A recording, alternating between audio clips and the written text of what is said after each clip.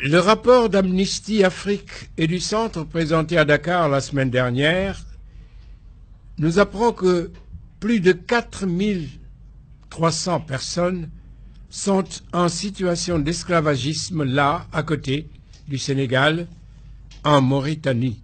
Je me souviens pourtant de la mobilisation africaine et mondiale contre le régime raciste de l'Afrique du Sud, des dénonciations politiques, des sanctions internationales, des boycotts contre les produits de consommation en provenance de ce pays alors raciste. Ses alliés et soutiens puissants ont été obligés de rallier le camp de la raison. Nelson Mandela est sorti de prison, a pris le pouvoir et donné au monde entier une sacrée leçon d'intelligence en créant la nation arc-en-ciel. Aucun pays au monde ne devrait être autorisé à considérer une partie de sa population comme inférieure parce que différente de peau. Le racisme est une idéologie d'État sous-jacente en Mauritanie, ex-colonie française dont Saint-Louis a été la capitale de 1920 à 1960. Ce pays multiracial est un ancien territoire de l'Empire du Ghana, puis de l'Empire du Tekrour, ce qui explique l'enracinement des Soninké, des Peuls et des Wolofs. Ce pays si proche, à y voir de plus près, ne partage pas fondamentalement les mêmes valeurs que nous en termes de gouvernance. L'administration est inégale, sectaire et raciste.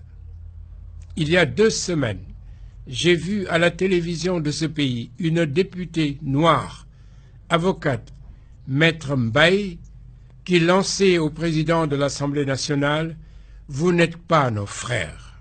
L'épisode de 1989, en effet, risque de ne pas être le dernier mauvais souvenir de notre cohabitation. Bientôt 30 ans que des Noirs chassés, pourchassés de ce pays, sont installés au Sénégal. Pour le gouvernement mauritanien, ils sont sénégalais. Ces patriotes, quant à eux, veulent retrouver leur patrie. C'est une question de dignité humaine et un devoir de mémoire. Ould Taya, le dictateur réfugié de luxe à Doha, les a d'abord dépossédés de leur patrimoine foncier avant de les jeter à l'errance.